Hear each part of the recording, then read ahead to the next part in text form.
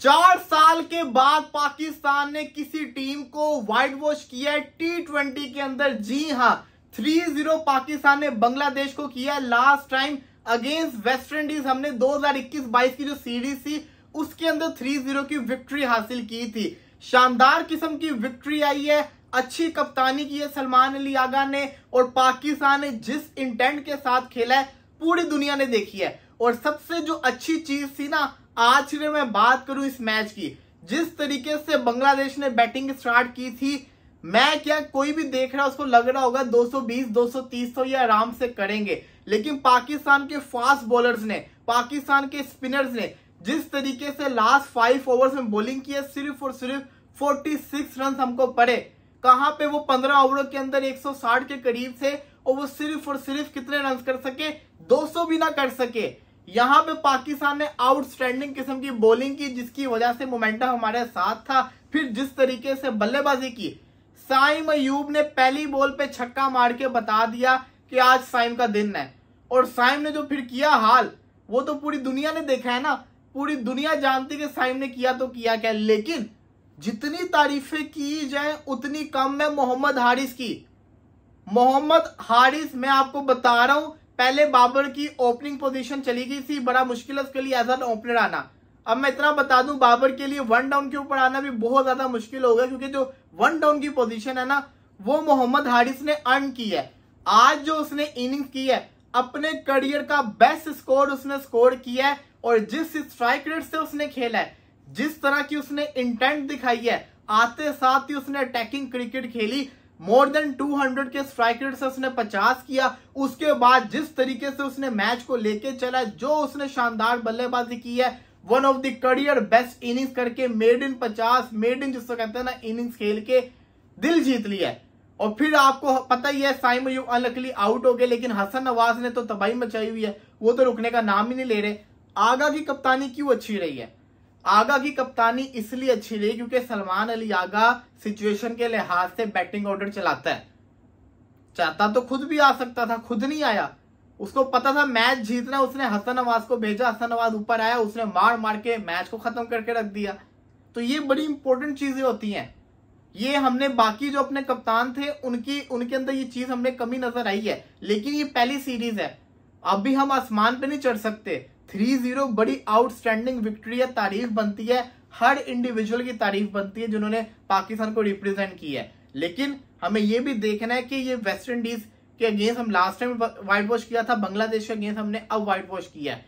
जब आगे जाके हम बड़ी टीमों के अगेंस्ट खेलेंगे, क्या हम ऐसी परफॉर्मेंस करके दिखा पाएंगे? बट एक चीज तो क्लियर है, पाकिस्तान ने जो इंटेंट मॉडर्न क्रिकेट की बात की है, पाकिस्तान उसको पूरा कर रहा है। 2020 से 2023 तक पाकिस्तान ने 71 T20 मैचेस खेले।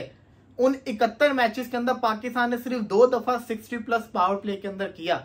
लेकिन दूसरी तरफ 2024 से 2025 के अंदर जब पाकिस्तान के ओपनिंग पेयर चेंज हुए, प्लेयर्स में चेंजेस हुए, तब पाकिस्तान ने 31 मैचेस के अंदर 6 दफा पावर प्ले के अंदर 60+ स्कोर किया है।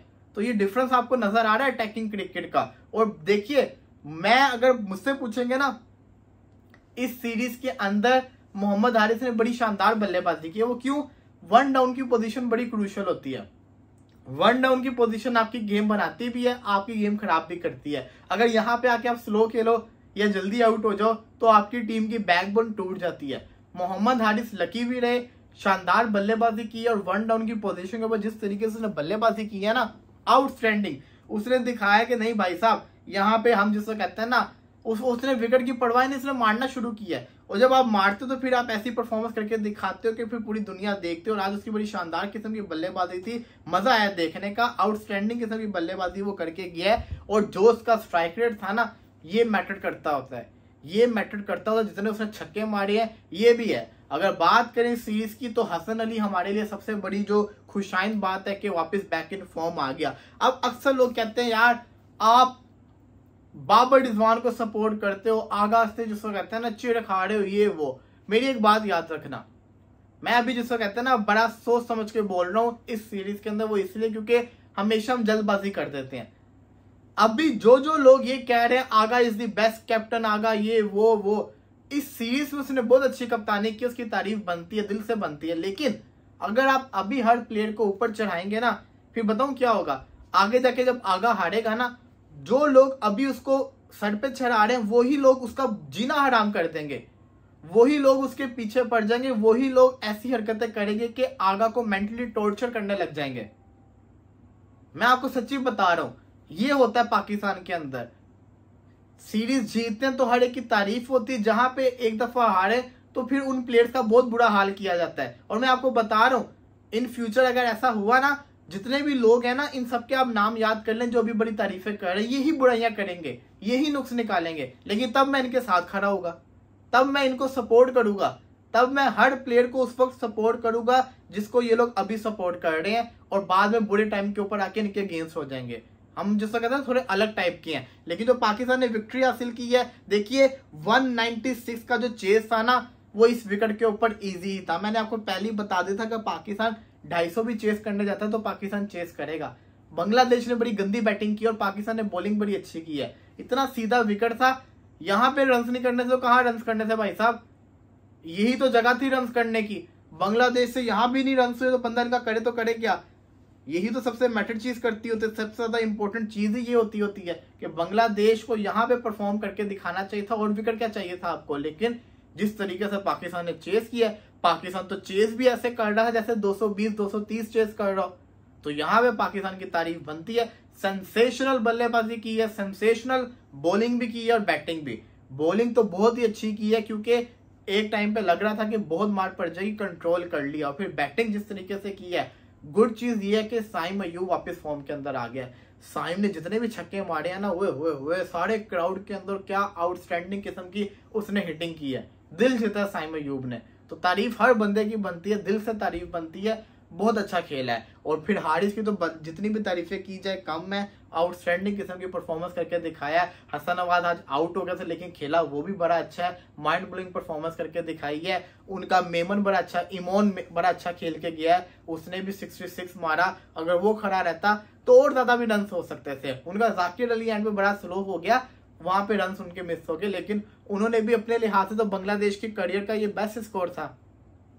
पाकिस्तान के अगेंस्ट बांग्लादेश का ये one of the best score था। लेकिन यहाँ पे तारीफ बनती है। अब सवाल यहाँ पे ये आता है, क्या बाबर और रिजवान की अब छुट्टी हो गई है। देखिए बात कुछ ऐसी है कि अगली सीरीज कब है।